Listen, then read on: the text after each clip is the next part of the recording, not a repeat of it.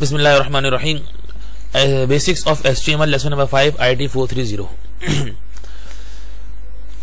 आप पहला पैराग्राफ देख रहे हैं, john@hotmail.com is the example of an email address. ये एक ईमेल एड्रेस की एग्जाम्पल है, वो तो बिल्कुल वाज़ेह तौर पे नजर आ रहा है।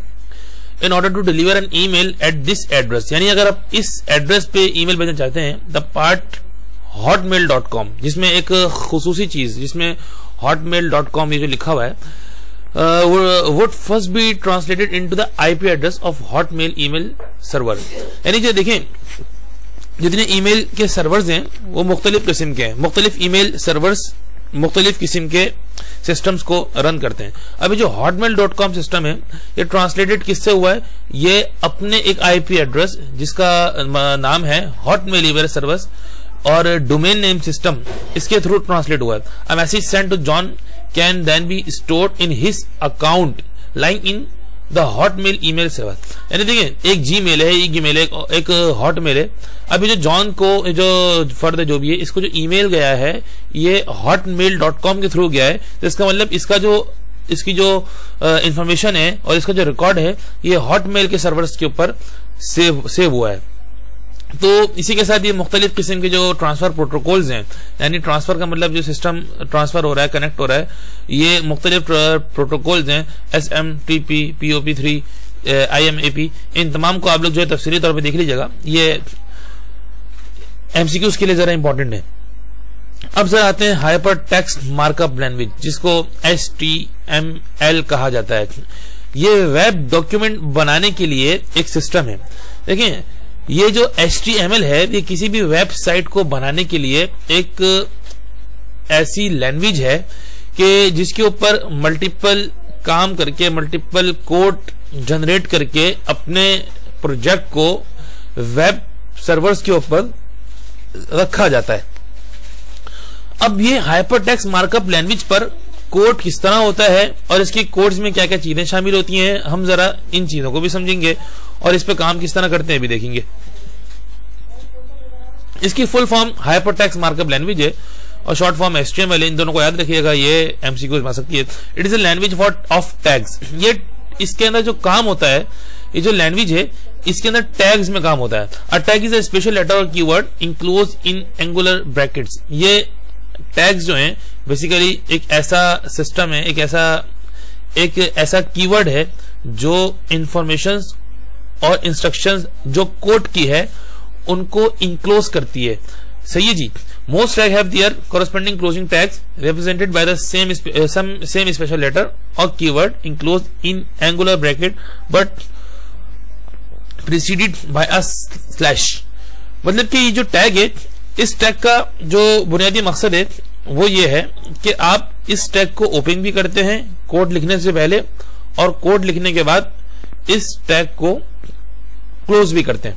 यानी टैग ओपन होता है और टैग क्लोज होता है। अब जरा बताते हैं, HTML केस इंडिपेंडेंट, इसमें केस की कोई कैद नहीं है। आप छोटे लेटर्स में लिखें, अल्फाबेट्स में लिखें, बड़े अल्फाबेट्स में लिखें कोड, कोई इशू नहीं है। It is a fixed number. अच्छा, fix number of tags and attributes. इसकी जितने भी एट्रीब्यूट्स हैं और इसके जितने भी टैग्स हैं, इनके फिक्स नंबर है। ठीक है जी। हम अपनी तरफ से कोई टैग्स जनरेट नहीं कर सकते, इजाद नहीं कर सकते। अब जरा हम कोड का एक सैंपल देखते हैं। Looking at the code under the view menu select. अच्छा देखिए, यहाँ पे ये जो आपको वेब मेल नजर आ रहा है, ये किसी भी एक वेबसाइट का फ्रंट का पेज है। ये जो ब्लैक नजर आ रहा है, और ये जो नजर नहीं आ रहा आपको, जो बहुत काफी धुंधला लिखा हुआ है, इसका हम इंशाल्लाह एक एक्सपेरिमेंट भी करेंगे। ये जो नजर नहीं आ रहा, ये असल में क्या है? ये इस वेबसाइट का कोड है जिसको HTML पर जनरेट किया गया, बनाया गया। यानी किसी भी, ये जो HTML है ये बैक हैंड की लैंग्वेज है, बैक हैंड का काम है, जिससे आपको फ्रंट हैंड नजर आ रहा होता है अपनी वेबसाइट के थ्रू। तो ये पूरा जो लिखा हुआ है, ये कोड लिखा हुआ है, और इस कोड को जब रन करके चलाया गया तो उसका जो नक्शा, उसकी जो डिजाइनिंग थी, वो सारी की सारी आपको इधर वेबसाइट के थ्रू नजर आ गई। An HTML document start with HTML tag. जब हम HTML का डॉक्यूमेंट बनाते हैं तो उसमें इसको स्टार्ट करते हैं HTML टैग से, और उसका एक ओपन टैग लेते हैं और एक क्लोज टैग लेते हैं। ठीक है जी। जैसे ये HTML बना हुआ है ना, ये टैग की एक एग्जांपल है। ये एक एरो, एक ग्रेटर और लेस देन के जो हमारे सिंबल्स हैं, इनके दरमियान में टैग का नाम लिखा होता है। तो HTML का टैग ओपन होता है, HTML का टैग क्लोज होता है। The entire text work including tables, images, list, buttons. और ये जो एंटायर टेक्स्ट वर्क है, इस टेक्स्ट वर्क में आप मुख्तलिफ किस्म की चीजें शामिल कर सकते हैं, इमेजेस शामिल कर सकते हैं, लिस्टें शामिल कर सकते हैं, बटन शामिल कर सकते हैं, टेबल्स शामिल कर सकते हैं। अच्छा, इसके अंदर एक पेयर और बनता है किसका जी, बॉडी का। और बॉडी जो है उसके बाद फिर बॉडी हेड टैग जो है वो बॉडी जो है वो हेड टैग के अंदर आती है। अब उसके अंदर जो है आप अपनी मर्जी से टाइटल का टैग लगा सकते हैं, बॉडी का लगा सकते हैं, या और अपना मर्जी से जिस तरह चाहें उसको तरतीब दे सकते हैं। अब हम जो है ना इन टैग्स, ये जो टैग हमारे पास हैं HTML के, इनको इस्तेमाल करके इसका एक प्रैक्टिकल तरीका भी देखेंगे। अब जरा हम इधर बात करते हैं टेक्स्ट फॉर्मेटिंग क्या होती है। देखिए, हमारे सामने जो कोई भी वेबसाइट होती है, उसके ऊपर जो टेक्स्ट लिखा हुआ होता है, उस लिखे हुए टेक्स्ट की जो फॉर्मेटिंग होती है वो HTML डॉक्यूमेंट के जरिए की जाती है। फॉर एग्जाम्पल, अब ये पैराग्राफ टैग आ गया, यानी इस पे हमने P लगा दिया, उसको अलाइन सेंटर कर दिया, यानी अब जो लिख रहे हैं वो सेंटर में आएगा। एजुकेशन, उसके बाद हमने एक यहाँ पे छोटा सा पैराग्राफ लिखा है, education provides a better understanding of life. उसके बाद हमने एक टैग क्लोज कर दिया। उसके फिर हम जो है the enclose sentence would accordingly be displayed in the centre of the screen. अब जो टैग हमने क्लोज किया है वो हमें स्क्रीन के बिल्कुल सामने नजर आएगा। अच्छा जी, यहाँ पे एक और टैग है जिसका नाम है BR टैग।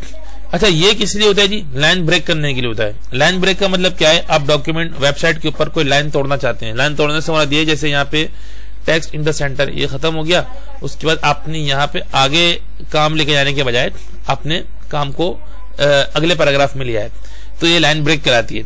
उसके लिए हम BR का टैग लगाते हैं। अब जी आता है B टैग, ये ओपन। अच्छा जी, जब भी टैग को हम क्लोज करते हैं तो क्लोजिंग टैग के लिए हमें एक स्लैश लगानी पड़ती है, और जो ओपन टैग होता है वो बगैर स्लैश के होता है। अच्छा जी, ये बोल्ड टेक्स्ट के लिए इस्तेमाल किया जाता है, यानी जो B टैग लगाया जाता है ये बोल्ड टैग के लिए इस्तेमाल किया जाता है। उसके जो I टैग है ये इटैलिक के लिए, U टैग है अंडरलाइन के लिए किसी भी टेक्स्ट पर, बिग टैग है ये फॉन्ट साइज को बिग करने के लिए, और स्मॉल जो है ये फॉन्ट साइज को स्मॉल करने के लिए इस्तेमाल किया जाता है। अच्छा जी, फॉन्ट टैग क्या है जी? फॉन्ट टैग जो है ये एक्चुअली एट्रीब्यूट है, और इस एट्रीब्यूट के जरिए, अच्छा, font tag defines various font properties, size, phase and colour.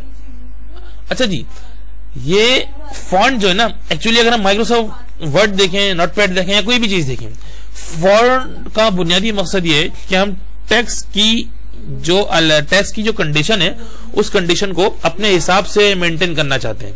ठीक है जी, और फॉन्ट टेक्स्ट के लिए मुख्तलिफ किस्म की चीजें इस्तेमाल की जा सकती हैं। अब हमारे सामने एक एग्जाम्पल कोड मौजूद है। एग्जाम्पल कोड में हम देख रहे हैं HTML, उसके बाद HTML का एक टैग ओपन हुआ और HTML का टैग यहां पे क्लोज हो गया।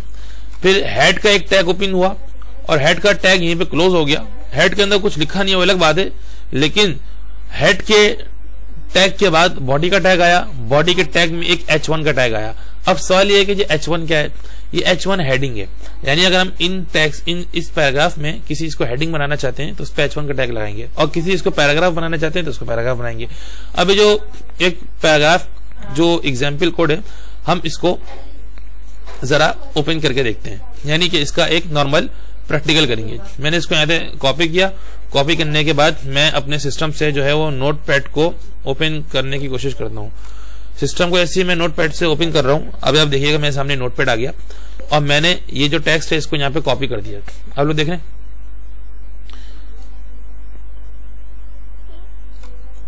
देखिए जी हमने क्या किया जी, सबसे पहले HTML टैग ओपन किया, यहाँ पे HTML का टैग क्लोज किया, एक हेड लिया, हेड के अंदर बॉडी ली। बॉडी में क्या करेंगे, अब हमारा जो मेन काम होगा बॉडी के अंदर होगा। बॉडी में हमने एक heading the, this is my main title. Body के बाद हमने पैराग्राफ लिया और पैराग्राफ में हमने एक पैराग्राफ लिख दिया। एक पैराग्राफ लिखने के बाद हमने उस पैराग्राफ को बोल्ड करने के लिए जो बोल्ड टैग था वहां पे बी का टैग लगा दिया और जहां पे पैराग्राफ खत्म हो रहा है हमने यहाँ पे पैराग्राफ का क्लोजिंग टैग लगा दिया। उसके भी हमने फिर एक पैराग्राफ लिया, उसमें हमने कुछ फॉन्ट दिया और फॉन्ट देने के बाद फॉन्ट कौन सा दिया, एरियल टेक्स्ट का फॉन्ट दिया जो हमारा मशहूर है। उसके बाद फॉन्ट टैग को क्लोज कर दिया।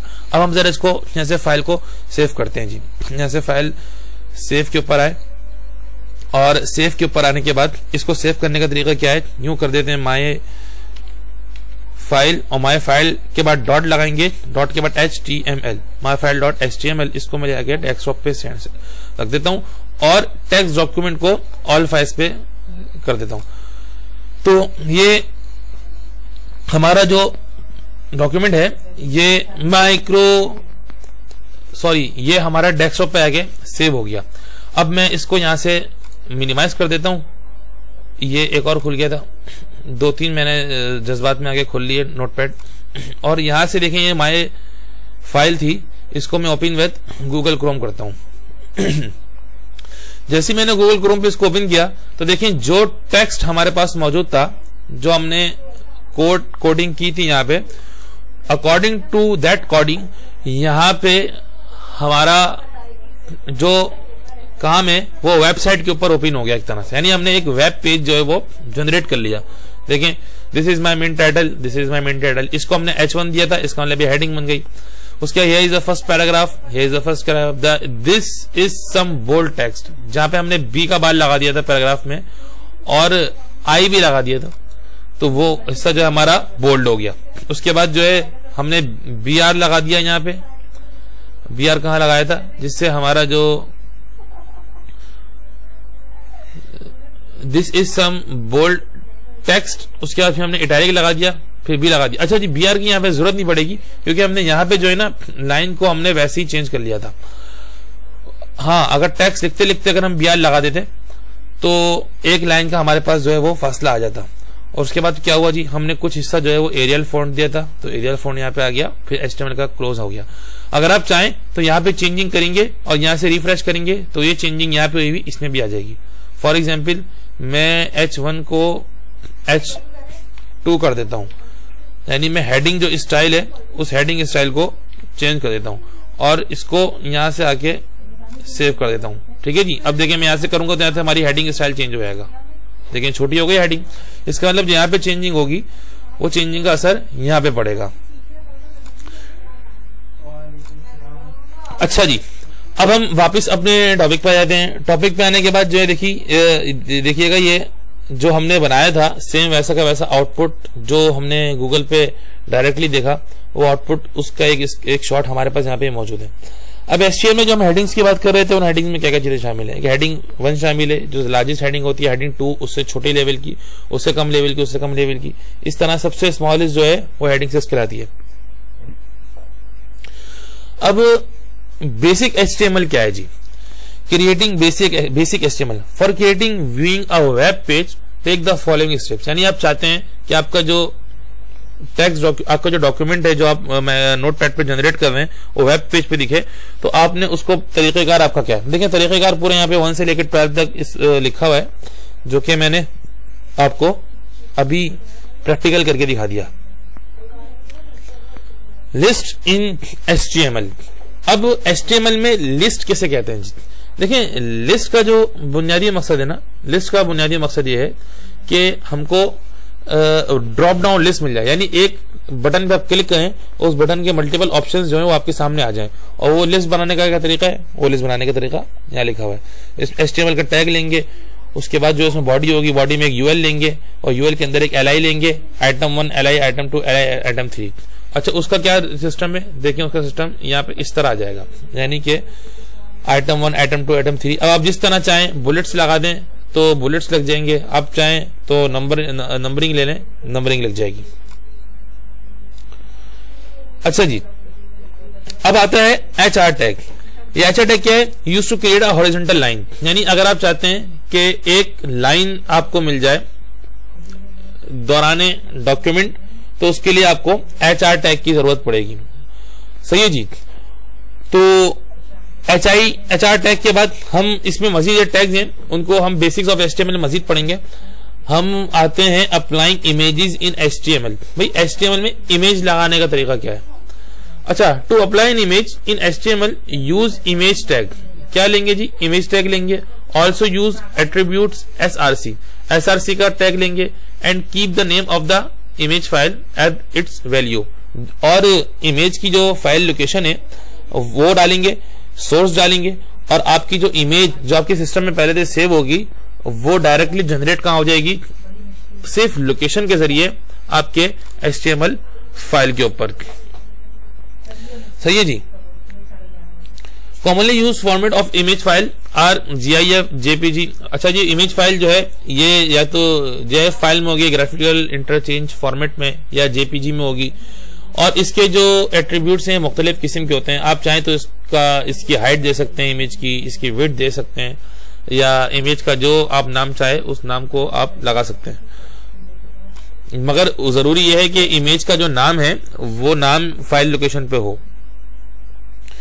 अच्छा, डाउनलोड ग्राफिक्स। डाउनलोड ग्राफिक्स क्या है जी? To download an image from the web do the following. Right click on the image, choose save picture. अच्छा, ये जो सिस्टम है यहाँ पे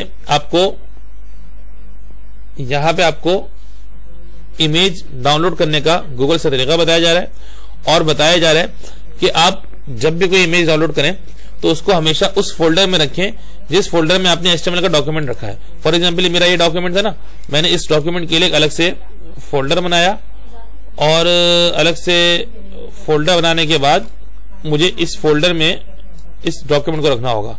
इस फोल्डर में जब इस डॉक्यूमेंट को रख दिया, अब अगर मैं कोई इमेज डाउनलोड करता हूं इस फाइल में रखने के लिए, वो फाइल गूगल पे ओपन हो, तो फिर मुझे यही फाइल वो इमेज इसी फोल्डर में लाके रखनी होगी। तो ये हमारा आज का लेक्चर था। मजीद बेसिक्स ऑफ HTML हम सीखेंगे इंशाल्लाह अगली क्लास में। जब तक के लिए इजाजत दीजिए। अस्सलाम वालेकुम।